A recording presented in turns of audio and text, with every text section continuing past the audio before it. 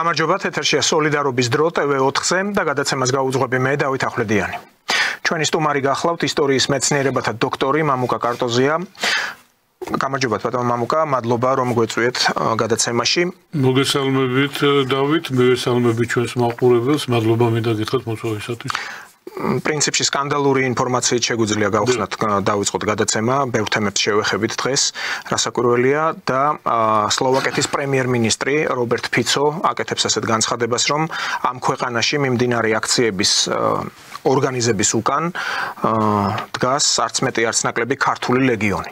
დავა კონკრეტულად ეს ქართული ლეგიონი უკრაინაში მებრძოლია. კი ბატონო, ეს გახლავთ ის შენაერთი, რომ რუსები ეძახიან დაქირავებულებს, ვიცით არაერთი კონვენციებით დაქვემდებარე დაქირავებულები უფრო რთულ კატეგორიაში გადიან, თუ ტყვეობა ხდება, დატყვევება ან ასე შემდეგ, მაგრამ აქ მთავარი ის გახლავთ, რომ ის დიდი აქციები, რაც პრინციპში ამ გლობალისტურ ლიბერალური დღის წესრიგის თანმდევია, აისახა სლოვაკეთზეც, გვახსოვს რობერტ ფიცოს როგორ ესროლეს, პრინციპში სასწაულებრივად გადაურჩა სიკვდილს, თავადაც თქვა, რომ შეიძლება უკვე ჩაითვალოს დაინვალიდებულ პირად, როგორც ოპერაცია დაჭირდა და მიერთებული იყო აპარატზე ძლივს გადარჩენამდვილად, მაგრამ კვლავ ამის მიუხედავად გრძელდება შეტევა ამ ქვეყანაზე, რომელიც არ იზიარებს იმ ასე ვთქვათ, სოროსელთა ინტერესებს, რომელიც არის ჩაბუდებული, ვთქვათ, პირდაპირ ამ ევროსტრუქტურებში. და აი ეს განცხადება უკვე მრავლის მეტყველია, კაცი გამოდის და ამბობს, რომ სლოვაკეთში მიმდინარე ამ აქციების ორგანიზატორი არის ქართული ლეგიონი. თქვენ როგორ შეაფასებდით აი ამ ფაქტს? მე მინდა ჩვენს მაყურებელს უთხრა, რომ აი ეს დღევანდელი გამომდინარე სიტუაციიდან ხვდებით ხო რაც ხდება დღეს მსოფლიოში ამერიკის შეერთებული შტატების საპრეზიდენტო არჩევნებმა სრულიად სხვა მიმართულება, სრულიად სხვა ახალი დღის წესრიგი მოიტანა, დამოკიდებულება ტრამპის და მისი კამარილის გუნდის იცით ევროკავშირთან მიმართებაში არის აბსოლუტურად იგნორირებული, არ ცნობენ ევროკავშირის, ფაქტიურად უშუალოდ ევროკავშირის შემავალი ქვეყნების პირად ლიდერებთან ურთიერთობა და ევროკავშირის ლიდერებთან ჯერჯერობით კომუნიკაციის დონეზეც არა აქვთ, იმიტომ რომ მათ აქვთ თავისი პრეტენზიები ტრამპის ადმინისტრაციას ევროკავშირის მიმართ და იგივე აი ახლა ეს სიტუაცია დღეს რაც არის, ანუ დღეს ამათი ხედვით ევროპაში კონტექსტიდან ამოვარდნილია სამი ქვეყანა, ხო? სერბეთი, უნგრეთი და ძირითადად უნგრეთი და შემდეგ სლოვაკეთი, რომლებიც ძირითადად ბლოკავენ აი ამ ევროკავშირის წინადადებებს. ხო, რაც ევროკავშირში ხდება, ეს ორი მამოძრავებელი ძალა, ანუ ორი შეკრული ძალა, რომელიც აქმულია როგორც პრორუსულად. მოდით ასე დავარქვათ, ხო? ხო და აი დააკვირდით თქვენ ახლა და დაიწყო გამოსვლები სერბეთშიც, პრემიერ-მინისტრის გადადგომა, იქ ბანალური პირობის აქვს. მიზეზი იყო ჩამონგრევა იმის რა თქმა უნდა ეს არის. ახლა აქ ფიცოს ეს არის ბოლო, ანუ მათი ასე ვთქვათ ბოლო გაბრძოლება. ძალიან ნიშანდობლივია, რომ ამ აქციებში ქართული ეგრეთ წოდებული ქართული ლეგიონი მონაწილეობს, ეს ის ძალა, რომელიც თქვენ კარგად იცით, იბრძვის უკრაინაში ქართველების და საქართველოს სახელით და დაქირავებული მეომრები არიან. იგივე არის დაუშვათ ამის გაგრძელება, რომ ჩვენ გქონდა ინფორმაცია და არაერთხელ გაჟღერებულა ჩვენი ტელევიზიითაც, ჩვენი კოლეგების მიერ, მეგობრების მიერ, რომ იგივე ქართული ლეგიონის მებრძოლები საქართველოშიც არიან ჩამოსულები და ისინი ცდილობენ ინსპირირებას აქ გარკვეულწილად არეულობის და არის იმის ნიშნებიც, რომ ისინი აი ამ არეულობაში, რაც ახლა ბოლო 2 თვის განმავლობაში საქართველოში მიმდინარეობს, მონაწილეობენ ამაში და მონაწილეობდნენ და მოკლედ იდეური და აი ესეთი კავშირი დღევანდელ სიტუაციასა და უკრაინაში მებრძოლებს შორის ეს არსებობს და ეს არის და ეს დადასტურებულია.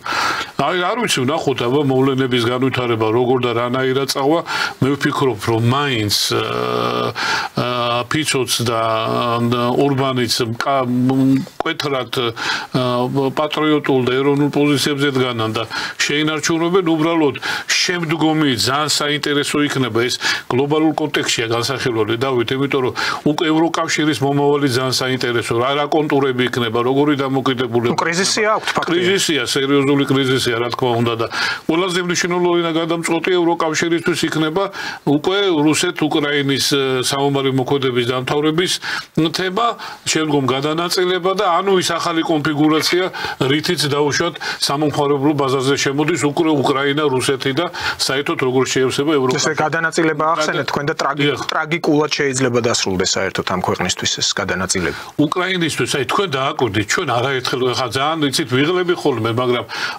უნდა ვთქვათ, იმიტომ რომ ამას რამდენიმე წელია სხვა ტელევიზიაში ჩვენ მაშინ მახსოვს ობიექტივზე ვიყავით, ჩვენ ერთად ვიყავით ბატონ და იქაც მაშინაც ახალი დაწყებული იყო, მაშინაც საუბრობდით, რომ ყველა შვიდ ქვეყანას, რომელსაც აქვს საზღვარი უკრაინასთან, ყველა აქვს პრეტენზია ტერიტორიაზე. და არის უკმაყოფილო. და უკმაყოფილო. ყველას აქვს პრეტენზია დაწყებული რუსეთიდან და დამთავრებული, რა ქვია, სლოვაკეთამდე და რუმინეთამდე და უნგრეთი და რა ვიცი, პოლონეთი და ყველას აქვს. და აი თქვენ ჩვენ საუბრობდით გადაცემაში დაწყების წინ, სანამ შემოვიდოდით, რომ განცხადება იმისი რუმინეთის ჯორჯესკუს პრეზიდენტის დიახ, რომელსაც წაართვეს კიდე პრეზიდენტობა, ესეც მემარჯვენე ძალა და სერიოზული ფიგურა გააუქმეს ეს არჩევნების შედეგები გააუქმეს, რაღაცა მოუგონეს მოკლედ, მაგრამ მაისია მე მგონი და მაინც გაიმარჯვებს და უკვე მას მხარს უჭერს მასკიც განცხადება გააკეთა. სხვა შორის მე აღნიშნე რომ ილონ მასკი სერიოზულად მხარს უჭერს აი ამ მემარჯვენე ძალებს ევროპაში, ეს არის ჯორჯია მელონი იტალიაში, იგივე ჯორჯესკუ რუმინეთში და მასკი ძალიან ისეთი დამოკიდებულება აქვს და ალისა ვაიდელის გერმანიის ფედერაციული რესპუბლიკა გერმანიაში, რომელსაც ერთმნიშვნელოვანად და ცალსახად უჭერს მხარს და მასზეა შოლცის განცხადება, რომ აი მასკი ერევა ჩვენ საქმეში და აი როგორია შიდა საქმეებში ჩარევა კარგად ნახეთ. ახლა სკანდალი იყო გერმანიაში, მაინც ყურადღებას ვაქცევ, გუშინ ვკითხულობდი, აი ბოლო საათები სანამ თქვათ დასასვენებლად გავიდოდი. იქ სერიოზული აჟიოტაჟი იყო იმისა, რომ მერც პირობის მიუხედავად, ესეთი უპრეცედენტო შემთხვევა იყო, რომ მემარცხენე და მემარჯვენე, ულტრამემარჯვენე ძალებთან აი მიგრაციის საკითხებში დაჭირდა მათი მხარდაჭერა. ანუ ფაქტობრივად ალისა ვაიდელის AfD-მ დაუჭირა მხარი საბოლოოდ, რომ მიეღოთ ის გადაწყვეტილება შეეზღუდათ მიგრანტების შემოსვლა და ლიბერალური ფრთა ყველაფერს აკეთებს, რომ შოლცის პროცენტული მაჩვენებელი მხარდაჭერის კვლევაც ჩაატარეს, რომ ამოეწიათ. ანუ მაქსიმალურად ცდილობენ, რომ საბოლოო ჯამში მერცმა, როგორც კანცლერმა, ამ კანცლერის არჩევნებისთვის გამოიყენოს ფლანგური მხარდაჭერა სწორედ შოლცის მხრიდან და არა ალისა ვაიდელის პარტიის AfD-ის მხრიდან. აი ესეც აწუხებთ მათ, იმიტომ რომ ძალიან ცუდ მდგომარეობაში ვარდებიან. იქ დომინოს პრინციპით წავა გერმანიის არჩევნების მერე და ამ ძალების წაგების მერე დღის წესრიგი უკვე დღის წესრიგში დგას საფრანგეთში ცვლილება. ხელისუფლების ეს იქნება სერიოზული ტონუსი, თუნდაც აი ლეპენისთვის და როგორც აი დომინო ისე დაიწყებს თავების დაყრა დაიწყება ამ ლიბერალური მმართველების. აი ესეთი მდგომარეობა. ლიდერი მე მინდა შევახსენო ჩვენს მაყურებელს, რომ ტრამპის ინაუგურაცია ერიკ და ის ცნობილი მემარჯვენე ლიდერი ყავდა მიწვეული ინაუგურაციაზე. ლემერი იმას ტრამპს მემარჯვენეების ერთ-ერთი ლიდერი კიდე ერიკ ზემურე. ხოდა აი რისკმა მინდა აი რაც თქვით კი აი ზუსტად გერმანიაშიც თებერვალში არჩევნები იქნება და გერმანიის ბუნდესტაგის არჩევნები ძალიან ბევრ ნათელს მოხდეს და აბსოლუტურად დამოკიდებული უკვე ევროპის და ევროკავშირის მომავალიც თუ ის ძალები ახლა ჩვენ ალისა ვაიდელზე ანუ ალტერნატივა გერმანიისთვის საუბრობდით თუ ის ძალები მოვლენ ხელისუფლებაში ნუ მაგათ ახლა საბოლოო მეც ყურადღებით ვაკვირდები სოციოლოგიურ კვლევებს სადღაც 20%, 20-25%-ის პარაგლებში არიან ხადესე, ანუ ქრისტიან-დემოკრატთა კავშირი, სოციალ-დემოკრატი, ამათი ალიანსი, თუ მოხდა ბუნდესტაგში ამათი ალიანსი, რა თქმა უნდა, ესენი წინ არიან ჯერჯერობით, ვაიდელს არ აყავს ბუნდესტაგში, იცით თქვენ თანამოაზრე, ერთადერთი შეიძლება მას არა ვაგეკნახტა თქო, სარასთან, მაგრამ სარას საკმარისი არ არის, სადღაც დაახლოებით სარას მერყეობს 5-დან 6%-მდე. ნუ აი ესე ძალიან საინტერესო კონფიგურაცია იქნება გერმანიის ბუნდესტაგში. ერთია და მთავარია, იცით რომ საერთოდ ახალი დღის წესრიგი, კიდევ ერთხელ ვამბობ, ახალი დღის წესრიგი იქნება ევროპაში, სერიოზული ცვლილებები იქნება, ამიტომ ამერიკის შეერთებული შტატები, რომელიც იყო ძირითადი მკვლევარი, კოორდინატორი, მედიატორი, ყველაფერი ამერიკა დომინანტი დაუშვათ ამერიკა ევროპაშიც ამ პოლიტიკის განსაზღვრაში მორჩა უკვე ამერიკის შეერთებული შტატების ცალსახად დამოკიდებულება ტრამპის ადმინისტრაციის ევროკავშირის მიმართ და ამ სტრუქტურების მიმართ შეიძლება გარკვეულწილად რეორგანიზაცია მოითხოვონ შეიძლება რაღაცა სხვა კონფიგურაციით იყოს სხვა მოდელი არ ვიცი რა იქნება მაგრამ აი დამოკიდებულება ეხლა დღესდღეობით ამ ეტაპზე თქვენ ხედავთ რომ როგორი აი აგდებული და საერთოდ არ შეხვდა და იმასაც ბოლაიდენს იცით თქვენ ტრამპის დამოკიდებულება და საერთოდ არის დაელაპარაკა ამიტომ საინტერესოდ მიდის თვითონ მე მინდა დავით ჩვენს მაყურებელსაც უთხრა რომ თვითონ ეხლა მიდის ამერიკის შეერთებულ შტატებში ადმინისტრაციის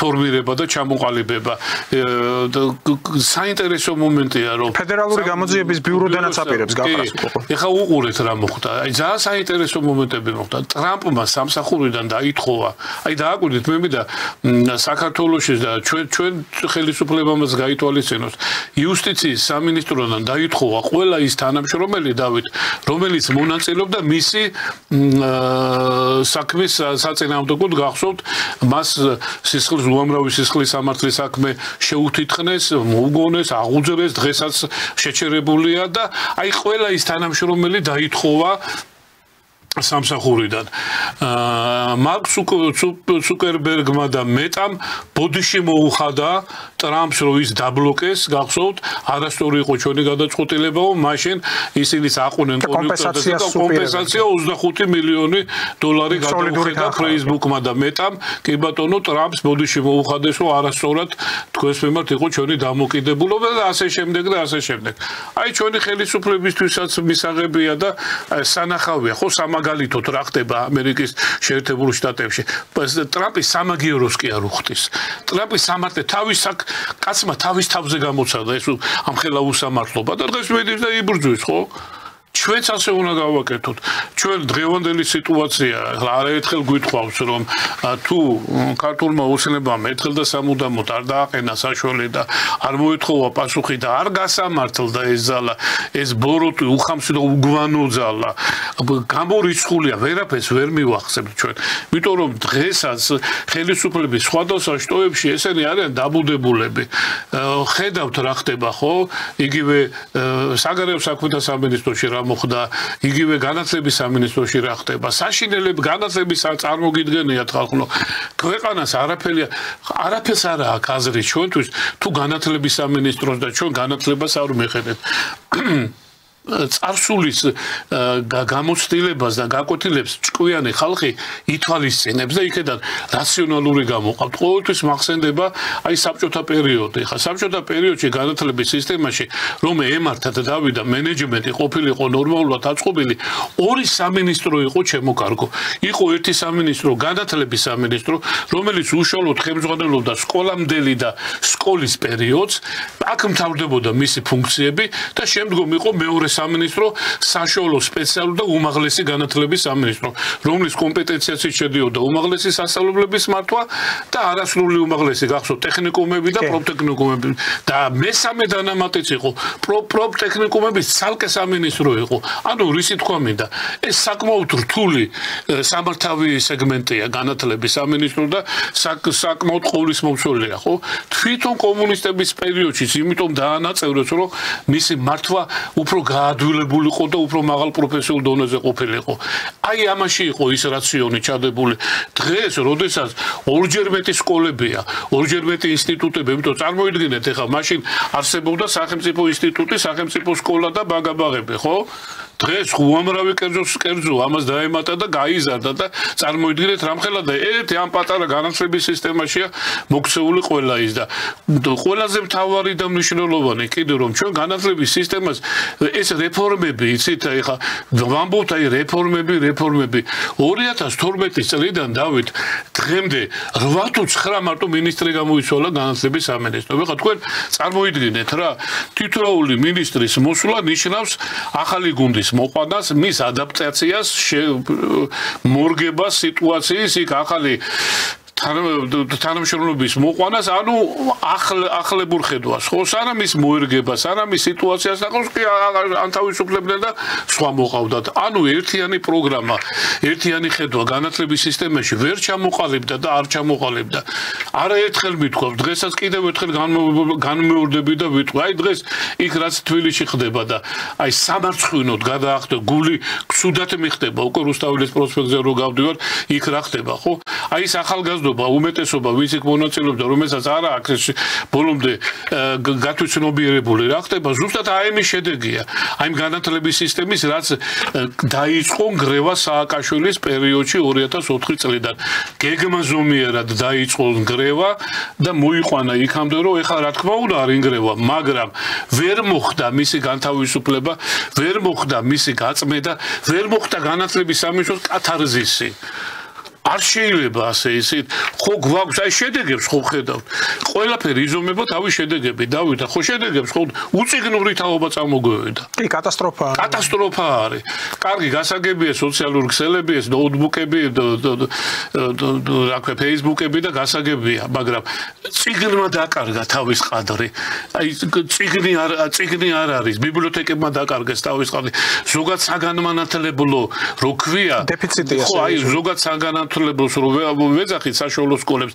აი ზუსტად აქამ დეფინიციაში მოხდა დიდი კატაკლიზმა დაკარგა გამოიფიტა არ არის ზოგად საგანმანათლებლო არღებულობს ბავშვი იმ ზოგად განათლებას რაც მე და თქვენ მივიღეთ ხო გახსოვთ ბატონო პირველ არხზე ანუ საქართველოს პირველ არხზე მთელი კვირის განმავლობაში ცხრილი იყო მთელი რა როდის რა გადაცემა გასულიყო ესეთი შემეცნებითი ანუ პირდაპირ სასწავლო კლასები იყო სატელევიზიო კლასები იქ მათემატიკის გაკვეთილი იყო გერმანული ენის გაკვეთილი იყო ყველა კაცო ინგლისურის რა ვიცი ბევრი მე მახსოვს ეს რომ დავით გადიოდა კიდე რა იყო რაც აკლია კიდე ამ ჩვენ სკოლას რა აი გული მწყდება სულ ამაზე ვსაუბრობ მინდა კიდევ ერთხელ კატეგორიულად ვაცხადებ რომ თუ განათლების სამინისტროს არ მიეხედა და თუ განათლების სამინისტროში და განათლების სისტემაში არ მოგვარდა სიტუაცია არაფერს შემოკარგებო აზრი არ აქვს, იმიტომ რომ განათლებით თუ ჩვენ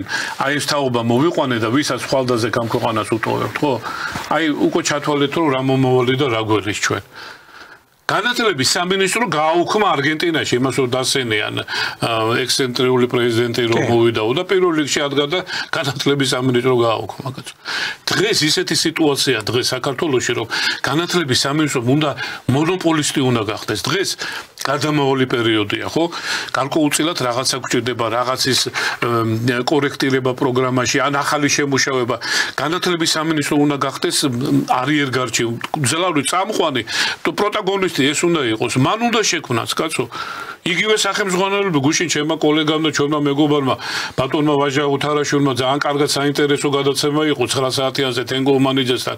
მოიყვანა მაგალითები სახელმძღვანელოებიდან ბატონო დავით სამარცხვინო იაკობ გოგებაშვილის ქვეყანა ვართ, კაცო და რითი ვასწავლეთ ჩვენ ბავშვებს? სირცხული არ არის. უდიდესი ლიტერატურა გვაქვს, ისტორიის პატრონები და ვიღა კი ბატონო ასწავლე. როგორა უნდა იყოს უცხოეთის ყველაფერი, მაგრამ შერჩევითი და ცოტა ისეთი რომ ბავშვმა მართლა რაღაცა ისწავლოს არა. სახელმძღვანელოების პრობლემა საშინელება და მე კაცო ეს განათლების სახელმძღვანელოების კონიუნქტურის საგანი მე რა ხდება ისი სახელმძღვანელოები გრიფირებული სახელმძღვანელოები და ყველ სხვადასხვა სახელმძღვანელოებია დავით აი დავუშვათ მე-10 კლასის ისტორიის სიტყვაზე ვამბობ ხო ისტორიის მე ისტორიკოსი ვარ და სხვადასხვა სახელმძღვანელო, სხვადასხვა სკოლაში სხვადასხვა სახელმძღვანელოებით ასწავლიან. ან ერთიანობის სისტემა რო ეს არ არის სწორი. რა თქმა უნდა არ არის სწორი, ხო? ერთიანობის სისტემა შემოვიტან და მე ყველაზე მე მინდა პირდაპირ თქვა, ეს იქნება ყველაზე დამღუპელი. ეხლა არ ვიცი ინფორმაცია გაჟღერდა იმასთან დაკავშირებით, რომ უმაღლესში მოსაწყობად არ იქნება ეს ეროვნული გამოცდა. მე არ ვიცი ეხლა აი როგორც მნიშვნელოვანი იქნება სკოლებში და ხო, ნიშნები და არა, სკოლიდან ჩაირიცხება უკვე. ამას ერთი მხრივ მივესალმებოდი. კარგია, მაგრამ მეორე მხრივ იქნება ეს დამღუპელი, დავით. ეს ხელს შეუწყობს სკოლაში კორუფციის ეს ამის გამო რიცხვა არ შეიძლება. ხო, აი მე გეტყვით მე მაგალითს გეტყვით, მშობლები ვარ და ძალიან კარგად ვიცით. ეხლა სკოლებში უმეტესობა სკოლებში არ უწევს მასწავლებლები ნიშნებს თუ მასთან ბავშვი არ მოემზადა. ჩუმად, დაფარულად, მაგრამ მაინც მასწავლებლები თავის ბავშვებს, თავის სკოლის მოსწავლეებს ამზადებენ გარკვეული საფასურის გადახდის შემდგომ და შემდგომ უწერენ ნიშნებს, ხო? ეს არის, ხო, როგორ არ არის, კაცო, ეს არის. ნუ საბჭოთა დროს ასე არისო, მაგრამ ნუ მაქსიმუმ იქ მაღაზია პირუში ვეყიდა თუ საჩუქარი. საშუალო სკოლებს მიეცა იმის უფლება, რომ მას მისი ატესტატი და მისი ქულებით ის უმაღლესებში მოხდარა იყოს დამიჯერეთ ეს გახდება სკოლებში კორუფციის ბუდე. ეს გახდება დღეს ავია თუ კარგია დღევანდელი საგამოსლო სისტემა მისაღებია შეიძლება დასახვეწია შეიძლება რაღაც ფორმები მოძველებულია შეიძლება რაღაც მაგრამ საერთო მოსემულობაში ეს მისაღებია ესე უნდა გაგრძელდეს და არავითარ შემთხვევაში სკოლას არ უნდა მიეცეს იმის საშუალება რომ სკოლაში გადაწყდეს ეს ბედი არა იმიტომ რომ უნდობლობის ფაქტორია შეიძლება იდეაში კარგია მაგრამ ჩვენთან ეს გამართლება არ მოეწყობა გამომდინარე რეალობიდან გახდება კორუფცია ის ბუდე. ესე იგივეს დაუბრუნდებით, რაც იყო 90-იან და მანამდე რო აი სკოლაში ატესტატი გახსოვთ, ყიდვა, ფულები და ყველაფერი იყო. ხო, ყველაფერი იყო, რომ სკოლის ატესტატიდან გამოტანილი წყვიტავდა უმაღლესში მოწყობას და მაშინ კორუფციის ბუდე იყო სკოლებში. კი, იყო ასეთი მოვლენები. და ერთი კიდე აი რაც შეეხება მენეჯმენტს ახლა მე კიდევ ერთხელ ვამბობ მივესალმები ახალგაზრდები ძალიან კარგია მართულ გოლებში იურისტებს მივესალმები რაზეა საუბარი თვითონ განათლების სამინისტროში მაგრამ ხალხო იცით ახლა სპეციფიკურია რა ეს განათლების სამინისტრო ერთი კაი მინისტრი დაუშვათ ერთი მოადგილე მე გადავხედე არც ერთი პედაგოგი არ არის და არც ერთ მინისტრის მოადგილეებს მე არ ვიცი ახლა ის გაკვეთილი ან ლექსია წაკითხული ან გაკვეთილი ჩატარებული სკოლაში არა აქვთ დავით. ესეც გარკვეულწილად რაღაცაზე მოხდეს. შენ როდესაც ხარ იმ ჩართული, ხო? უნდა კონდეს რაღაც გამოცდილება და უნდა იცოდე, ხო? იგივე ლექსია, იგივე გაკვეთილი, იგივე შიგნის სამზარეულო სკოლაში ინსტიტუტში. თქვენ გახსოვთ რომ თავად დირექტორებსაც კი ჰქონდათ გარკვეული საათები თავთავი სკოლებში. რა თქმა უნდა, რო არ მოდუნდეს და ანუ რო ვთქვათ სპორტული ტერმინი რო იყო ფორმაში იყო. რა თქმა უნდა. და უშუალო ურთიერთობა ჰქონდეს მოსწავლეებთან. და ის მოთხოვნილებები მისთვის იყოს გამჭირვალე თუ რა საჭიროება არის. და უნდა მე რა არის ისიც უნდა შევიტა, უნდა მიეხედოს კერძო სკოლებსაც. ანარქია, ქაოსია. თქვენ იცით რა ფასებია კერძო სკოლებში სწავლის $20,000 წლიურად და უფრო მეტი. და რა განათლებას და როგორ აძლევენ. ესეც ხო შესასწავლია. ეს არ არის ნორმალური. რა თქმა უნდა არ შეიძლება ასეთი რაღაცები. სახელმწიფო ვალდებული, იმიტომ გასაგებია კერძოა ვერ ჩაირევი, მაგრამ შენ როდესაც სახელმწიფო ხარ, ანუ განათლების სამინისტრო ამ მოცემულობაში სახელმწიფო იქ ავტორიზაცია, იქ 1000 რაღაცა არის, ხო? აკრედიტაცია. შენ პირობები უნდა ჩაუწერო, უნდა რაღაცა ზღვარი უნდა არსებობდეს. არ შეიძლება ხალხო სკოლაში ბავშვი წელიწადში $5,000 ლახს. და ნახეთ ბატონ მამუკა კარგ მომენტს შეეხეთ თქვენ. ერთია რომ რომელიმე კერძო სკოლაში არის ძვირი გადასახადი. მაგრამ პრობლემა არის ისევ და ისევ მენტალობისკენ მივდივართ. ეს წმინდა ისეთი ქართული ფენომენია, ეს კუდაბზიკობა, პრესტიჟი და ასე შემდეგ, მაგრამ ამ მშობლებს ნუ პოლიტეკონომიის ცოდნას ვერ მოთხოვ ახლა, ხო, პრინციპში, მაგრამ რატო არის დასავლურ სასწავლებლებში, თუნდაც საშუალო სასწავლებლებში, სკოლებში, ან უმაღლეს სასწავლებლებში ეს სხვადასხვა ნიხრები და რა თქმა უნდა სიძვირის მიხედვით. იქ იმიტო იხდის მშობელი ან კონტრიბუციას ახდენს სახელმწიფო თუ იპოვა იმ რეალური ბავშვი ნიჭი რომ იმ გადახთილი თანხის უკან დაბრუნებას ორმაგად ამოგებას ხედავენ ამაში. და ის მშობელიც ამაზეა ორიენტირებული, რომ თუ ჩემი შვილი ნიჭიერია, თქვათ, მათემატიკაში არის ძლიერი, ხაზვაში არის ძლიერი, გჭირდება ამდენი ინჟინერი სამომავლოდ. წავა მასაჩუსეტსის ტექნიკურ უნივერსიტეტში, თქვათ. ან წავა ოქსფორდში, ან კემბრიჯში, ან ჰარვარდში სამართალს ისწავლის, ხო, პირობითად. იქ იციან რატომ იხდიან ამხელა თანხას. რომ ის ახალგაზრდა, როდესაც გახდება დიპლომიანი უკვე სპეციალისტი, დაიწყებს ზრუნვას იმაზე, რომ ისეთ კორპორაციაში მოხდეს, რომ ამოიღოს ის თანხა. და ჩვენთან რატომ იხდიან ამხელა თანხას ეს მშობლები? გადახედეთ რეალობას. ანუ ისევ მივდივართ ამ კუდაბზიკობისკენ და პროვინციალიზმის შემადგენლობისკენ. ერთმანეთს ეჯიბრებიან პრესტიჟის და ამ პათეტიკის კუთხით. სხვა რა ახსნა შეიძლება ამას კონდეს. და მე უამრავი ვიცი, იცი დავით, რომ ამ ფულებს როგორ იხდიან კრედიტებით და რა ვიცი, წვალებებით და წარმოგიდგენიათ ახლა უმაღლესი სასწავლებელშიც არ არის ის ფასები, რაც თბილისის მასშტაბით კერძო სასწავლებლებშია. კიდევ ერთხელ ვამბობ, ეს მათი გადასაწყვეტია კერძო სასწავლებელს, მაგრამ სახელმწიფომ უნდა მიხედოს და რეგულირებაში არ ხდება ესეთი რაღაცეები რა. რეალობიდან ყველაფერი რაც კეთდება და იგივე განათლების სამინისტროში უნდა გამოხვიდე შენი ცხოვრების წესი და შენი რეალობი დღესაც ქვეყანაში ხდება და არ არის ეს არ შეიძლება ესეთი რაღაცა. ეს კატასტროფაა. ეს ქვეყნისთვის კატასტროფა იქნება, დამიჯერეთ რა. და მე მინდა, ეხლა საუბრობ ზოგად საგანმანათლებლო, ანუ საშუალო განათლებაზე. ესეც საფიქრელია, რომ ტყვილა არის დავით მე-12 კლასი, საერთოდ ეს დანამატი, საერთოდ 12 ვის რაში ჭირდება კაციშვილმა არის ეს, იმიტომ რომ არ ხდება იქ მე-12 კლასში საერთოდ არანაირი სწავლა არ ხდება და ეს ტყვილა დაკარგული დრო არის, ამაზეც ფიქრი. ეხლა მე ძალიან მომეწონა, რომ პრემიერ-მინისტრმა შექმნა კომისია იქნება განათლების იმასთან დაკავშირებით, ამბობდა ძალიან კარგი, მაგრამ თუ ეს საკითხები პირველ რიგში ამ საკითხებს არ მიექცა ყურადღება და აი ეს არ მოიწმინდა ეს ველი თავიდან სანამ უშუალოდ დაიწყებდნენ რეფორმებს არაფერი არ ეშორება ეს უნდა დარეგულირდეს აი თვითონ აკრედიტაციის თვითონ ავტორიზაციის პროექტები თვითონ შეფასების კრიტერიუმები არის შესაძლებელი უამრავი რაღაცა ეს თავის ხელში უნდა იყოს განათლების სამინისტრომ არ უნდა მოხდეს დელეგირება თავისი ფუნქციების მან ერთი პერიოდი გადაწყვიტა და დელეგირება სკოლებში ადგილებზე მისცა არ არის ქაოსია ის რას აკეთებს მანდატური სამსახური ამიხსენეთ ერთი რამეს აკეთებს დღეს უბრალოდ დანამატად გადაიქცა მიეცის უფლება რომ მანდატურმა რა ფუნქციაც მას აქვს რომ მან სკოლაში წესრიგი და დისციპლინის აღადგინოს და ყურადღება მიაქციოს და პასუხისმგებელი იყოს არ არის დაიკარგა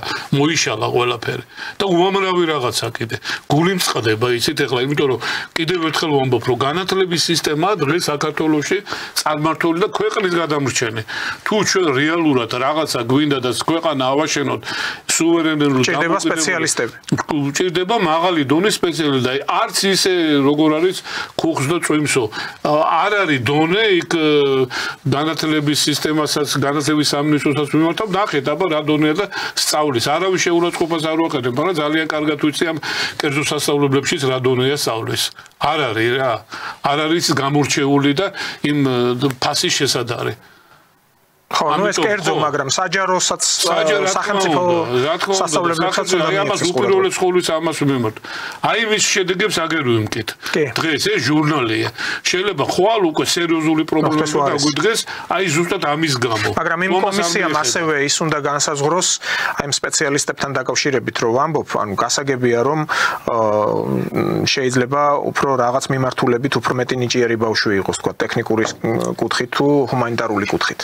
მაგრამ ქვეყანას ხო სპეციალისტები ჭირდება ისევ და ისევ ქვეყნის მშენებლობისთვის.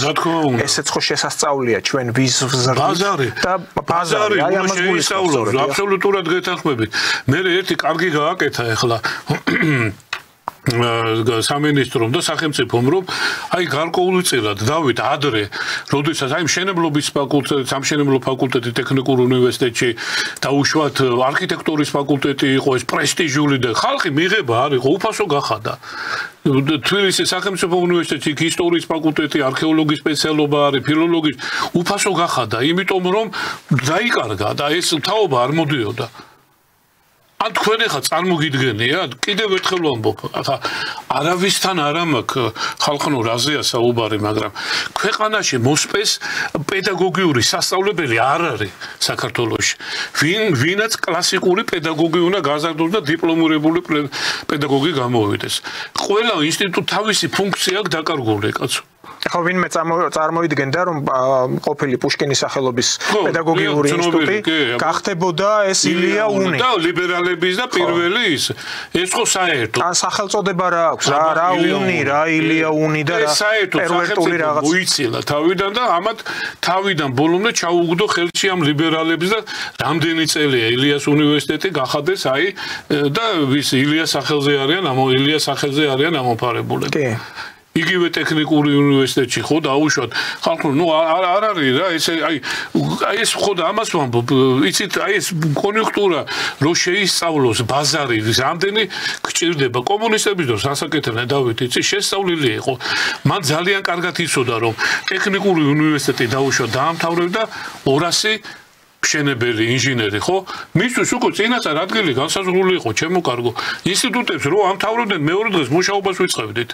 იმიტომ რომ იცოდა ბაზარი შესწავლილი იყო და სად რამდენი სპეციალისტი ჭირდებოდა ამიტომ არ იყო უმუშევრობა და დღეს რას ვაკეთებთ ვის რა თუ ნამდვილი გაგიგია ტექნიკურ უნივერსიტეტში იურიდიული და იმის ფაკულტეტი არავის და არა კაცო ღმერთ მაგრამ ტექნიკურ უნივერსიტეტში შეიძლება კაცო ხო, ну, რას ვიზამთ? ჯერჯერობით ასე. ხო, არა, მე არავის წინააღმდეგი არ პირიქით, ურწყინვალესი სპეციალისტები არიან და რაზეა საუბარი, მაგრამ ერთხელ და სამუდამოდ რაღაცას მიეცეს და თემატური გახდეს ყველაფერი, ხო? არ შეიძლება ასეთი დამოკიდებულება განათლების სისტემის მიმართ არ შეიძლება ასეთი აგდებული დამოკიდებულება არაპროფესიონალური მიდგომა რა მოვიმკით ამის შედეგებს და აი უკვე ვიმკით და მე ნელ-ნელა დღე-დღეს გადავალთ და უკვე სერიოზული პრობლემების წინაშე და მე არავის წინამდე არა ვარ ჩემი კიდევ ერთხელ მინდა ჩემი უდიდესი პატივისცემა გამოვხატო ყველას მიმართ ვინც ვახსენე ტექნიკური უნივერსიტეტი თბილისის ჩემი კოლეგები მეგობრები უდიდესი პატივისცემა შესანიშნავი ისინი მაგრამ რაღაცა უნდა მოვიფიქროთ ისეთი რომ ეს ქვეყანა გადავარჩინოთ და განათლების სისტემა გადავარჩინოთ არ არის ხო ხედავთ და ვერცერთმა წარმოიდგინეთ ეხლა 8 თუ 9 მინისტრი შეიცვალა და კიდევ ვერ დადგა ეს ქვეყანა და კიდე ხელახლა ეს რეფორმები ჩასატარებელი ხო სამწუხაროდ ბატონ მამუკა ჩვენ გვჩება კიდე დრო საეთერო დრო და რომ მივუბრუნდეთ ამ პოლიტიკურ საკითხებს ესეთი რამ რაც მოხდა ევროსაბჭოს საპარლამენტო ასამბლეის მუშაობის პირობებში ანუ ქართული დელეგაცია აჩერებს თეა წულუკიანის განცხადება მოვისმინეთ მონაწილეობას არ მიიღებს და პრინციპში ეს არის ლოგიკური იმ შანტაჟის შემდეგ რაც გამოჩნდა სტრასბურგში აი იმ დათქმების ჩადებით ჯერ ფაქტობრივად ცნეს დელეგაცია ვინაიდან ხელისუფლებას ხო ამბობდნენ რომ არ ცნობთ მის ლეგიტიმურობას მაშინ რატო ცნეს ეს არის და მის უფლება მონაწილეობა საპარლამენტო ასამბლეა იმით არის სწორედ ამ საპარლამენტო ასამბლეაში მონაწილეობა ამას გულისხმობს რომ ყველა იმ 46 ქვეყანა რომ თუ არ მეშლება ამ ორგანიზაციაში გაწევრიანებული ყველა საპარლამენტო დელეგაციებიდან იქ დეპუტატები არიან წარმოდგენილები ჩვენგან არის 6 დეპუტატი ასე მახსოვს ხო და დელეგაცია თუ ეს კაი ხალხი თუ არ ცნობენ და ამბობენ არალეგიტიმურია საქართველოს ხელისუფლებაო და მათ შორის ოპოზიცია წყვირის მაშინ როგორ მოხდა ის რომ სცნეს ეს ჩვენი დეპუტაცია, ეს ერთი. მაგრამ ამის ხარჯზე ის რომ ხელების გადაგრიხვით იქ რაღაც დათქმა ჩადეს რომ არიქა აპრილში დანიშნეთ ახალი არჩევნებიო, ეს არის სილის გაწნა კი არა, ბოდიშით და სულში ჩაფურთხება ქვეყნის. და არა მარტო არჩევნები, ბატონ დავით. იგივე ის ყვადაღებული კანონის შეცვალე თუ ის აგენტური. ესეც დანამატად ჩადეს იმ რეზოლუციაში. ისე დაქვია მაგას, როდესაც აქციები დაიწყება, არ დაშალოთო, ანუ კანონი არ შეასრულო, კი, რამდენიმე ეხა უბრალოდ კიდევ ერთხელ ვამბობ, დამოკიდებულება ევროკავშირის და ევროსაბჭოს რაც ქვია ეს ანსამბლეის რეალურად გამოხატული არის ის რაც დღეს ხდება საქართველოში არ არის ეს გაოცებას იწვევს იცით აი დააკვირდეთ ამერიკის შეერთებული შტატებში რა მოვლენები ხდება ესე იგი 20 იანვრის მერე ამ კაცმა ფაქტიურად რევოლუციური და ტრამპმა და მისმა გუნდმა ის რასაც ჩვენ გვედავებიან ევროკავშირი იმას ევროსაბჭო ანსამბლეა ხო საპარლამენტო იმას ყოველდღე ტრამპი აკეთებს ამერიკის შეერთებულ შტატებში გაგიგიათ აი ხო ეს სტანდარტები ხო წინააღმდეგობაც ხდება იქ ფედერალურ დონეზე ვიღაც მოსამართლეობა შეხვდა დაუშვათ იქ მოქალაქეობასთან დაკავშირებით იმიტომ რომ მე-14 შესწორებასთან იქ რაღაც შეუსაბამობაში მოვიდა რომ ნატურალიზება დაბადების და ბავშვი ამერიკაში რო იბადება და რაღაცებმა ამას თავი დავანებოთ გასაგებია კი იქნება მაგრამ ეს ტექნიკური საქმე მაგრამ რასაც ტრამპი აკეთებს რასაც ტრამპი და ამერიკის შეერთებული შტატები ახალი ადმინისტრაცია უფრო მეტი არ არის რასაც ევროკავშირი ანსამბლეა საქართველოს თხოვს ან როგორ შეიძლება იმის მოთხოვნა უკვე მიღებული კანონის შეცვალე ანუ იმის მოთხოვნა რომ შენ თუ კანონსაწინააღმდეგო მოქმედება იქნება ქვეყანაში არ დაშალო ძალა არ გამოიყენო ხო თვითონ რას აკეთებენ თვითონ უარესი კეთდება ევროპის ქვეყნებში ხალხო ნუ საოცარი სად ცხოვრობთ ან თვითონ სად ცხოვრობენ აი ესეთი დამოკიდებულება ჩვენი ხელისუფლების მიმართ იგივე დაუშვათ ამ სტრუქტურების მიმართ ხო ესე იჭოს არის წოს თქვენში რომ რაღაც განცდას რომ საქართველოს მათთვის არ არის არ წარმოადგენს არანაირ დაუშვათ პარტნიორს და მას ტოლსორს ხო არ წარმოადგენს მისთვის არის საქართველოს გეოგრაფიული ცნება ჩვეულებრივად იმიტომ შენ არ გთulis არაფერს თან იმ დონეზე რომ მარჯვენა ხელი მარცხენა რას აკეთებს არ იცის აი მაგალითი იყო იმეც ჰქონდა ტელეიმეც პირდაპირ იდო ეს განცხადებებით ან ანალენა ბერბოკი გერმანიის საგარეო საქმეთა მინისტრი ამბობს რომ ლეგიტიმური არის სალომე ზურაბიშვილი 15 რიცხვში 15 იანვარს 16 იანვარს ბუნდესტაგიდან პასუხია რომ ბუნდესტაგი ცნობს ლეგიტიმურად ან თუ მოსაწვევი გახდება მოიწვევენ ყაველაშვილს აი გაიგე ახლა მარჯვენა ხელი მარცხენა და არა შეთანხმებულად მოქმედებენ ანუ იქაც რაღაც ხდება ზურაბიშვილზე რო შეხვდა ეხლა ხანს მაკრონს ეწერა საქართველოს პრეზიდენტი 29 დეკემბრამდე პირდაპირ ხო საქართველოს ყოფილი არ დაწერეს პრეზიდენტი 29 ხო აი მოკლედ დამოკიდებ მე ერთხელ მინდა პირდაპირ ეხლა ამაზე ბევრის აბსოლუტურად სწორი გადაწყვეტილება იყო ხელისუფლების სწორი გადაწყვეტილება იყო დელეგაციის ხელმძღვანელის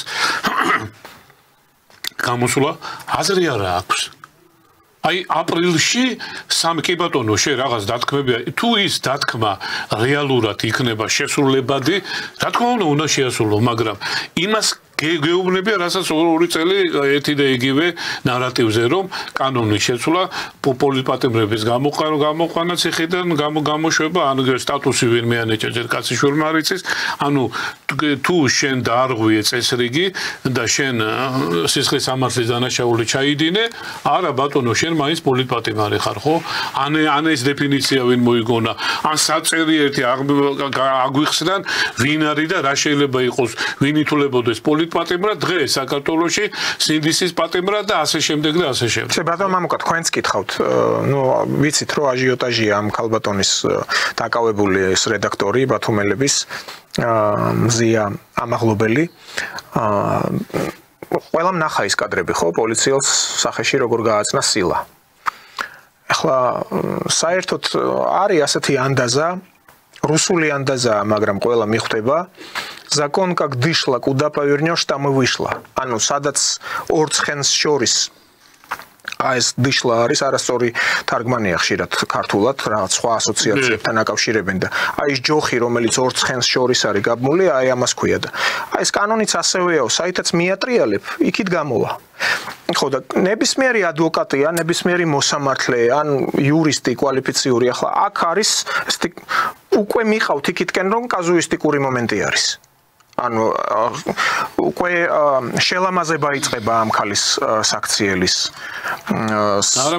სიტყვებითაც კი ცდილობენ უკვე რომ აი სილის გაწნა ან რაღაცა ხო რომ იქ ხელი რამის მოუთათუნა არ ვიცი ნუ ნებისმიერი რაღაც შეიძლება მოხდეს თქვენი აზრი არის საინტერესო ამ შემთხვევაში და რაღაც კატალიზატორის ფუნქციას ასრულებს ამ მასაში რომელიც ამ პროტესტებს ამ აქციებში მონაწილეობს. რა უნდა მოხდეს ამ ქალთან მიმართებაში? ანუ უნდა გამოუშვან, უნდა გაასამართლონ, უნდა შეურბილონ სასჯელი. აი, თქვენი ხედვა როგორი არის? პირველ რიგში მინდა პირადად ჩემი როგორც ადამიანის, კაცი ჩვეულებრივი მოქალაქის პოზიცია, რომ თქვა, რომ ჩემთვის დაუშვათ რა თქმა უნდა, ეხლა ციხე, დაჭერა და ეს რეპრესიული ღონისძიებები, რა თქმა უნდა, ძალიან ცუდია და პიროვნულადაც არავის არ უსურვებ ამას. მაგრამ მოდით ეხლა კონკრეტულ შემთხვევაზე გადავიდეთ და მე მინდა ვთქვა, რომ ჩემმა კოლეგამ და მეგობარმა ბატონმა გიორგი აღულიანმა შესანიშნავად ახსნა ეს და წინა რამდენიმე დღის წინ გამოსვლაში და პირდაპირ ძალიან კარგი აქცენტები გააკეთა და ალბათ ნანახი გექნებათ 100,000-ზე მეტი ნახვა აქვს და ძალიან ყურებადია ბატონ გიორგი თენგო ომანიძესთან გახსოვთ კონდათ ხო მე ერთი კუთხით მინდა გამოვიდე და თქვა ბატონ დავით ჩემი ხედვა ასეთია კანონი უნდა იყოს უზენაეს კანონ მორჩილები უნდა გავხდეთ გუშინ სამართლო მელიას უყურე სოციალურ ქსელში განმარტებას ამ თემასთან დაკავშირებით მე რაო ხელი დაარტყო იმასო ფორმა არ ეცვაო წარმოგიდგენიათ აი ესეთი გამართლება აქვს რა მელიას და ნაციონალური მოძრაობის ხელისუფლების შემთხვევაში აბა გაგებედა და გაგეკეთებინათ ხელის დარტყმა კი არა რამე შეურაცხყოფის მიყენება პოლიციაზე ალბათ რა ვიცი და სწორიც იქნებოდა ხო დღეს სამართალდაცავი ორგანოები სწორად იქცევენ ამ ქალთან მიმართებაში არანაირი ჟურნალისტობა არანაირი რა გითხრათ პრეზიდენტობა პროფესორობა და აკადემიკოსობა არ არის იმის ინდულგენცია რომ შენ დღეს კონდეს ამის ნდომა რომ შენ თავისუფლება დაკეთო რაც გინდა ის ჟურნალისტი ვარ და რა ქვია მაგას მეკადრეები შემიძლია არავითარ შემთხვევაში გამორიცხულია ანუ იმისა მაგის უფლება რომ იქ ხელით შეეხოს როედრებით დემოკრატიულ ქვეყნებს და საზღვარგარეთ აი ჩვენ გვიდა დემოკრატიულ იქ როგორი დამოკიდებულება თქვენ არ ტელევიზორში არ უყურებთ ან სოციალურ ქსელებში უბრალოდ რომ მიხვიდეთ და პოლიციელს შეეყოთ აი ჩემი ძალიან ახლობელი მეუბნებოდა მეყობოდა ასეთ სიტუაციას ისრაელში იყო და ქუჩაში რომ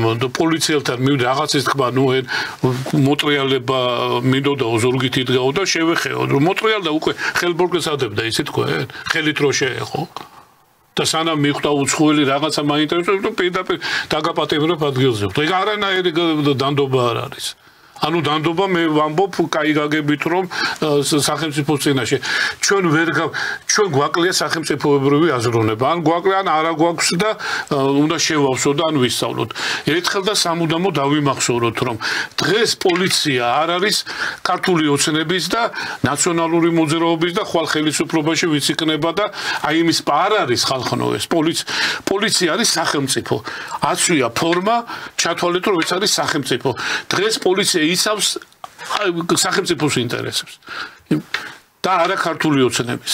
ქართული ოცნება უბრალოდ დღეს ხელისუფლებაშია და ის წარმოადგენს სახელმწიფოს. ხო რომ სხვა ძალები იყოს ხელისუფლებაში, ის წარმოადგენს სახელმწიფოს, ხო? ამიტომ უნდა გამიჯნოთ ეს ყველაფერი რა.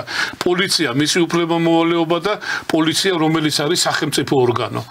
ის მოვალეა რომ დაიცვას მისი არსი დანიშნულება ეს არის პოლიციის ის არ არის არავისი ის არ არის არავისტი ის არის საქართველოს და სახელმწიფოს დამცველი შენ რა უფლება გაქვს ქალი კაცი ვინც არ უნდა იყოს განმეორდები რომ ხელით შეეხო და სხვა შორის მინდა აღვნიშნო აქაც დავამარტო რომ ძალიან ღირსეული პიროვნება ის პიროვნება ირაკლი დღებუაძე. საერთოდ არ ვიცი რომ ახალგაზრდა ბიჭი ვინ არის ბათუმის პოლიციის უფროსი აი მართლა მაღალი დონის პროფესიო და თავის ქვეყნის პატრიოტი ეთყობა აი იმის ახალგაზრდა კაცს ვისაც ხელით შეეხნენ და მე მინდა ბევრი ირაკლი დღებუაძე უსურვოთ საქართველოს და პოლიციას. არ გამოვასე თუ ჩვენ სახელმწიფო შედებულება გვინდა ეს ასე უნდა გაგრძელდეს და ასე უნდა იყოს კანონი დავაყენოთ წინ. არავის არ აქვს უფლება პოლიციაში შეეხოს არავის ვინც არ უნდა იყოს. და ამიტომ არ ვიცი ახლა თვითონ 1000 ის არსებობს ბატონ დავით ხო სასამართლოა იქ შეჯიბრებით უფლის პრინციპია იქ შეიძლება მოინანიოს დანაშაული იქ შეიძლება გარკვეულწილად პროკურატურა და სასამართლო წავიდნენ ეს უკვე ხო შინაგანი სამზარეულოა ხო როგორ და რანაირად მოხდება საპროცესო გარიგება 1000 ფორმები არსებობს მაგრამ მან დანაშაული უნდა დანაშაულია გასაგებია შიმშილობს და აბსოლუტურად მიუღებელია მართლა მიხედვა უნდა და დამე არ დაემატოს იმ ქალბატონს ეხა პროტესტის ფორმით იმშილობს. რა თქმა უნდა ისიც ცოდვაა. შეიძლება ნანოს თავის იმასაც ხო საქციელსაც. მაგრამ უნდა გამოინახოს რაღაც ოქრო შუალედი. მაგრამ თავარი მამოძრავებელი, თავარი იდეა იმისა რომ თუ ჩვენ ქვეყნის და ეროვნულ რაღაც დემოკრატიული და სულ დავიღალეთ უკვე ამ ტრივიალური და გაცვეთილი ფრაზებით ხო? თუ გვინდა, მაშინ ეს ასე უნდა გაკეთდეს. კიდევ ერთხელ ვამბობ, ვაფიქსირებ, არავის არ აქვს უფლება. ან ის რომ მიდიხარ პოლიციას აგინებ, ან ნუ გამორიცხულია ხალხო ესეთი რაღაცეები რა. კი. და ამიტომ ჩემი პოზიცია ცალსახაა. ნუ კანონი უნდა აღსრულდეს, ამაში ორი აზრი არ არსებობს. ბატონ მამუკა, ისევ არის ახალი ამბავი ამ ქართულ ლეგიონთან დაკავშირებით. სლოვაკეთის შინაგან საქმეთა სამინისტროს წარმომადგენელმა მატუშ შუტაიეშტოკი აკეთებს ესეთ განცხადებას, რომ აეკრძალება სლოვაკეთში შესვლა ამ ქართული ლეგიონის მეთაურს მამუკა მამულაშვილს. ხო, ნუ ძალიან კარგია ეს ხო, სპეცსამსახურების განცხადება არ არის ისეთი დაუშვათ რომ ჰაერზე მოიტანონ, ხო? რაღაც დამადასტურებელი დოკუმენტაცია და ფაქტები ექნებათ, გასაგებია. ხო ხედავთ, უკვე აი დისკრედიტაცია მიდის ქართული, ნუ არ ვიცი ახლა ეს ორგანიზაცია ან თუ ორგანიზაცია ქვია ან რაც ქვია ან რას აკეთებს ვინ აკეთებს რა არიან როგორ არიან ან საიდან ან სლოვაკეთში ნუ ვერ ხვდები უკვე წარმოუდგენელი ანუ ტრანსნაციონალური სახე მიიღო ამებან ვერ გეტყვით რა თქმა უნდა მიხედავენ და ეს საკმაოდ სერიოზული ინფორმაციაა და ახლა ამის უკვე პრევენცია სლოვაკეთის სპეცსამსახურებზე და ხელისუფლებაზეა დამოკიდებული ხო და რადგან ამ ლეგიონზე ვსაუბრობდით აქვე ნუ ისევ შეგვიძლია დაუბრუნდეთ ამ უკრაინის თემას რადგანაც სახელმწიფო მდივანი მარკო რუბიო რუსეთ-უკრაინის ომზე ამბობს რომ ნებისმიერი მოლაპარაკება გულისხმობს დათმობებს. ანუ ტრამპის ადმინისტრაცია უკვე არ მალავს რომ უკრაინას მოუწევს ამ დათმობებზე წასვლა. და ამას იმ კონტექსტში ვამბობ რომ გამოჩნდა უკვე განცხადებები თუნდაც აი რუმინეთის საპრეზიდენტო არჩევნებში გამარჯვებულმა ჯორჯესკუმ თქვა ასეთი რაღაც ბრძანა უკვე რომ რუმინეთს აქვს პრეტენზია ტერიტორიული და ამას ასევე წინ უძღოდა ნარიშკინის განცხადება იმასთან დაკავშირებით რომ ყველა ქვეყნებიდან მოსაზღვრე ქვეყნებიდან უნდა მოვიწვიოთ მეცნიერები ისტორიკოსები და საერთოდ თქვათ ერთხელ და სამუდამოდ ეს უკრაინა არის თუ არა საერთოდ ქვეყანა და ეს ჯორჯესკუც ამბობს რომ ეს ხელოვნური ქვეყანა არის ან შეკოწიწებული აწყობილი პაზლივით და აი პირველი პრეტენზია უკვე გამოითქვა ამ რუმინელების მხრიდან ახლა პოლონელებს ოდითგან ქონდათ ეს პრეტენზიები უბრალოდ ასეთი აფიშირება არ ხდება ამისი და შესაბამისად ალბათ უნგრელებსაც გაუჩნდებათ იმიტომ რომ ეს ზაკარპატიე ცნობილია მათი დღემდე ცხოვრობენ იქ ეთნიკურად უჟგოროდი ქალაქი მათი ქალაქი იყო ნუ პოლონეთს უფრო ტერიტორიები ჰქონდა ლვოვის და ივანო-ფრანკოვსკის და ასევე რუმინელებსაც ჰქონდათ ბულგარელებმაც კი წამოაყენეს პრეტენზიები იმიტომ რომ ყოველ შემთხვევაში დეპუტატების დონეზე ისმის უკვე ასეთი განცხადებები. თქვენ როგორ ფიქრობთ ახლა ეს მარკო რუბიო ტყუილა არ იტყოდა ამას და მე სხვა გადაცემებშიც მithქვამს რომ ის არ არის რუსების მიმართ ისეთი ლოიალური, მაინც ეს ანტირუსული ხაზი მას აქვს, ნუ პირადი, პერსონალური, მაგრამ რადგან ამბობს ასეთ რამეს, როგორც ჩანს უკვე წიფთება ის ვითარება რომ მოუწევთ მათ დათმობებზე წასვლა. შოშორის არა მარტო მარკო რუბიო სახელმწიფო მდივანი მინდა ჩვენს მაყურებელს შევახსენოთ რომ ეთნიკური არის კუბის ემიგრანტების შთამომავალია ძალიან საინტერესო ბიოგრაფიების მაგრამ მე მაინც მინდა ვთქვა რომ საკმაოდ საინტერესო ფიგურა არის ვიცე-პრეზიდენტი ვენსი როგორც ამბობენ ახლა თვითონ რესპუბლიკურ პარტიაში და ნუ ექსპერტები წერენ თუ რამე სასწაული არ მოხდა 2008 წლის საპრეზიდენტო არჩევნებში უპირობო კანდიდატი იქნება ჯეი ვენსი საპრეზიდენტო იმიტომ რომ იცით თქვენ რომ ტრამპს უკვე ბოლოა მას ამერიკის კონსტიტუციის თანახმად არ აქვს უკვე მონაწილეობის უფლების მიღება ორჯერ მეტი იცით რომ არ შეიძლება ეხლა რაც შეიძლება უკრაინის საკითხს რა თქმა უნდა ეს ტრამპის განცხადებაც იყო ვენსის განცხადებაც იყო უოლცის განცხადება ყველანი ერთ უკრაინის საკითხთან მიმართებაში ყველანი არიან ერთ ნარატივში რომ ფაქტიურად უკრაინას მოუწევს დათმობა იმ ტერიტორიების, სადაც დღეს საომარი მოქმედება მიმდინარეობს. ამაში ორი აზრი არ არსებობს. რაც შეიძლება ისტორიულ წიაღსვლას, მე არაერთხელ მქონია ამაზეც კიდე გადაცემები, მთელი საბრიყვეთი დამესია, როდესაც ვთქვი რომ ეს არ არის უკრაინის ტერიტორია, უკრაინა არის ხელოვნურად შექმნილი. დღეს უკრაინელები სამარცხვინოდ სტალინის ლანძღავენ და სტალინის ძეგლი უნდა ედგას ყველა უკრაინელ სახლში. Ну, а из ქვეყანა დღეს რაც არის, ეს არის სტალინის შექმნილი. 7-ვე სახელმწიფოს წაართვა ტერიტორიები. თან ორჯერ წაართვა და ბოლოს ომამდე და ომის შემდეგ ბოლოს იმასაც წაართვა, რა ქვია, მაგას პოლონეთს 5 ოლქი შეუერთდა და ხელოვნურად კი ბატონო შექმნა. ეხლა თქვენ რომ უჟგოროდი ახსენეთ. არ ბელორუსი უფასებს, ბელორუსაც დიდი ნაწილია პოლონეთს. ხო, რა თქმა უნდა, ხო. უჟგოროდი, რუმინეთი, ბუკოვინა წაართვა. უნგრეთი, იქ სლოვაკეთია, იქ რუსეთია, იქ ბელორუსია უამრავი. აი ეს რუსული ტერიტორიები იყო ყველა არაერთხელ მithქვამს რომ დამესიენ ეს იყო რეჩპოსპოლიტას ტერიტორიები ხალხო რეჩპოსპოლიტა იყო სახელმწიფო წარმონაქმნი 200 წლის განმავლობაში ევროპის 9 ტერიტორიაზე და ერქვა პოლონეთის სამეფო და ლიტვის მთავარი სამეფო ეს ძალიან საინტერესო სახელმწიფო წარმონაქმნი იყო ალბათ პირველად ისტორიაში რომ მეფეს თვითონ პარლამენტი ირჩევდა კონსტიტუციური მონარქიის სახელმწიფო იყო და 1795 წელს დაიშალა რეჩპოსპოლიტა და ერთ-ერთი დამშლელი რუსეთიც იყო და აი ზუსტად ეს აღმოსავლეთის ტერიტორიები რაც არის დღეს ყველა შეხვდა რუსეთს და იგივე ეს ებრაელები ძირითადად იქ იყვნენ დასახლებული და წამოიღო რუსეთმა აი დღევანდელი დონეცკის ოლქი აღმოსავლეთ რომ ამბობთ მალაროსია და ეს დასახელებები რაც არის დღეს არაერთხელ მithქვავს რომ ნიკოლაევი რო ქვია ეს წმინდა ეკატერინეს დაარსებული და პაჭონკინის დაარსებული ქალაქები მისი საპატრიარქო დაერქვა ხო მარიუპოლი წმინდა მარიამის იზუმი და ასე შემდეგ და ასე ხერსონის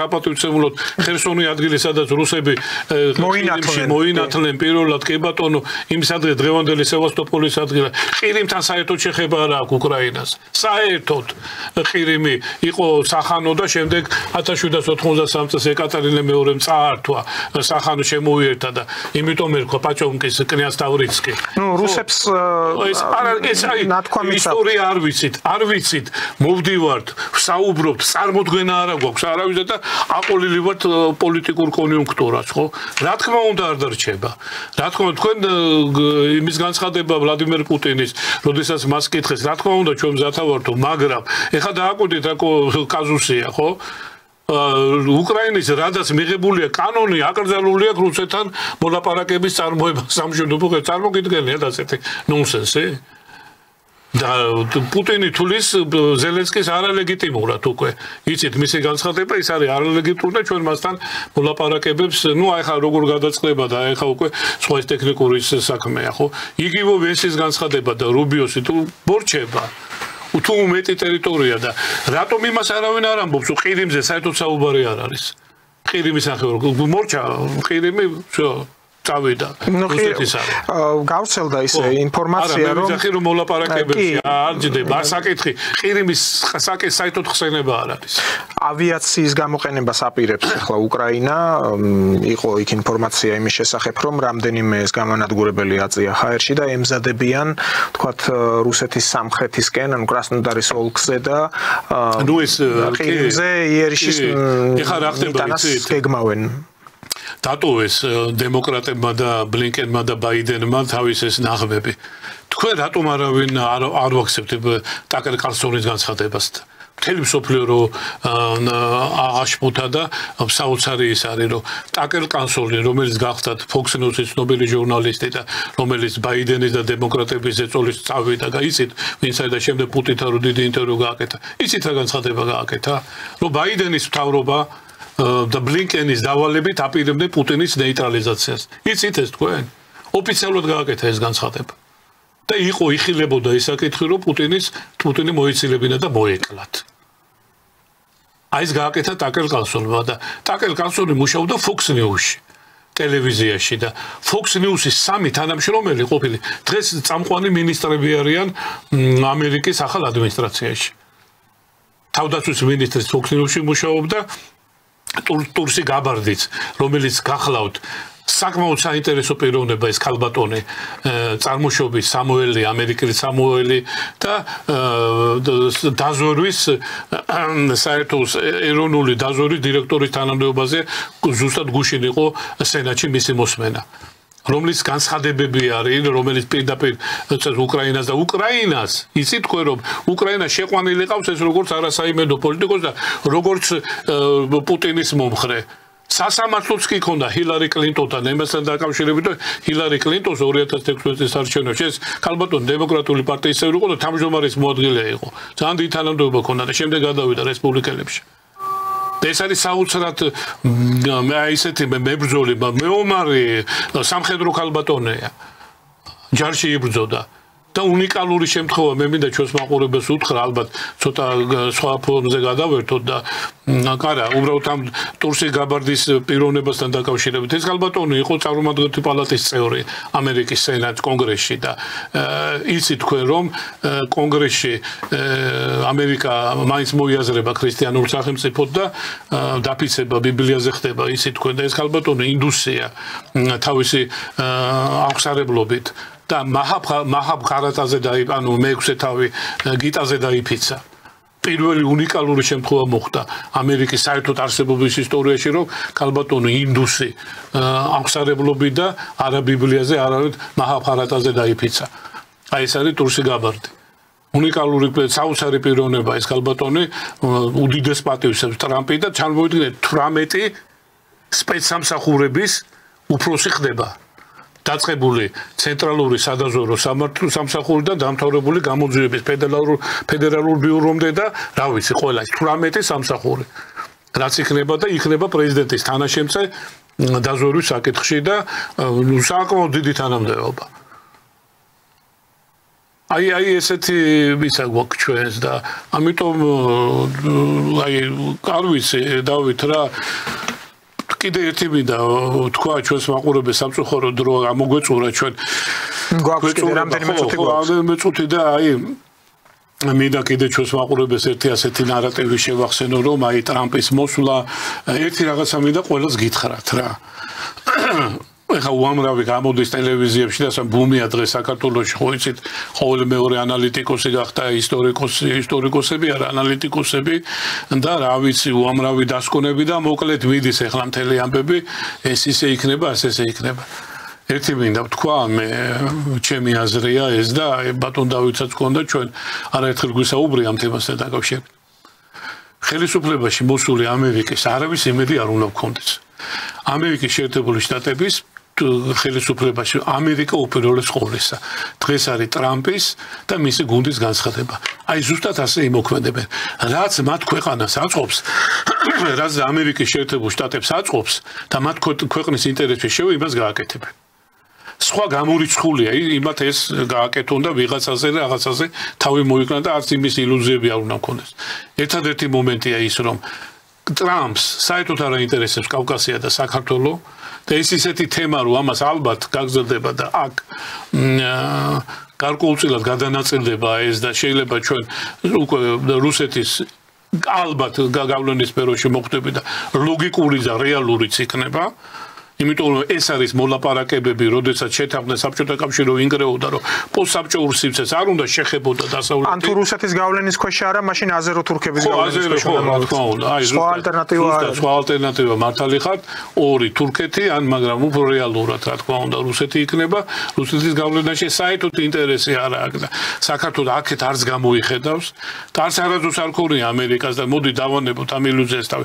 ამერიკელები მოიყვანა საქართველოში შევარდნაცემ. იმიტომ რომ ამერიკელებმა გადაუხადეს დიდი ფული და მადლობა იმიტომ რომ დაშალა საბჭოთა კავშირი და ტრილიონობით დოლარის ეკონომია გაუკეთა და ომის და სისხლის გარეშე დაუშალა ამხელა მტერი მოასილა. და გადაუხადეს საერთოდ არანაირ არცეთ ამერიკული ხელისუფლების ინტერესში არ შედიოდა საქართველოს წარმოდგენ დღესაც არიციან მე მგონი გეოგრაფიულად საქართველოსაც ამიტომ ამას და ხავერდოვნად გადაულოცა თავის პოლიტიკურ მომყოლს და ამიტომ აი ეს რეალობა არის დღეს ჩვენთვის მთავარია რომ თვითონ ქვეყანამ განსაზღვროს თავის პრაგმატული ინტერესი. აბსოლუტურად ადრე ვთქვი და ძალიან სწორია გადართვა ვექტორში. 3+3 ფორმატში აუცილებელია ჩართვა სამეზობლო რეგიონალური. ძალიან კარგი ფაქტი მოხდა ეს. ეხლა მოაბესკუდი იმის ფული წამოიღო. რა მნიშვნელობა აქვს ეს 6 მილიარდიანი შემოვიდა საქართველოსი. ამერიკის შეერთებული შტატები, რომელიც ამბობდა რომ მე ვარ საქართველოს სტრატეგიულად თქვენი და 6 მილიარდი 30 წლის განმავლობაშიც არა აქვს დახარჯული, ხო? და 6 მილიარდს ისრაელს და იმას დღეში ახარჯავს. და საქართველოს და დღეს ერთი ინვესტიციით შემოიტანეს არაბეთიდან. შევეშოთ რა ამ ბრიყულ ნარატივებს, რომ ეს არის ზურგზე მოიკიდებს და წაიღებს იმ იმას, რასაც აშენებენ. და უფრო მეტი გახდება, რა თქმა უნდა შემოვიდეს. ასე არის მთელი მსოფლიო ინვესტიციები. აბა ევროპა რა იყო? მარშალის გეგმა რა იყო? დანგრეული ევროპა ვინ აღადგინა? ინვესტიციები ვინ შეიტანა? ამერიკის შეერთებულმა შტატებმა. მარშალის გეგმა აი ზუსტად ეს იყო. და იმიტომ არის დღეს აი ხო მიაღწიეს. ამიტომ უნდა ქვეყნი არ არის ამის დრო დღეს ქუჩაში აი დაუშვადა ამ რაღაც მოგონილი და ხელოვნური და რაღაცების ხო გამორიცხული არჩევნები არ ჩატარდება 2020 საპარლამენტო ოქტომბერში რა თქმა უნდა ადგილობრივი რეგიონალური არჩევნები უნდა ჩატარდეს უნდა მიიღოთ კანონით კონსტიტუცია და რაც და როგორც მაგრამ თვითონ სახელმწიფო ქართულმა უცნებამ მის დანაპირები რაც არის უკვე უნდა დაიწყოს ამის შესრულება და უნდა მკაფიოდ ჩამოყალიბდეს თავის ახალ აი დროს მორგებულ ხედვებზე, ღირებულებებსა და ფასეულობებზე. დიდი მადლობა ბატონო მამუკა გადაცემაში სტუმრობისთვის და ასევე საინტერესო საუბრისთვის. მე ტელემაყურებელს შევახსენებ, ჩვენი სტუმარი გახდათ ისტორიის მეცნიერებათა დოქტორი მამუკა კარტოზია და შევხვდებით უკვე ორ შაბათს. მადლობა ყურადღებისთვის. ნახვამდის. კარგად გზავნდებოდეთ.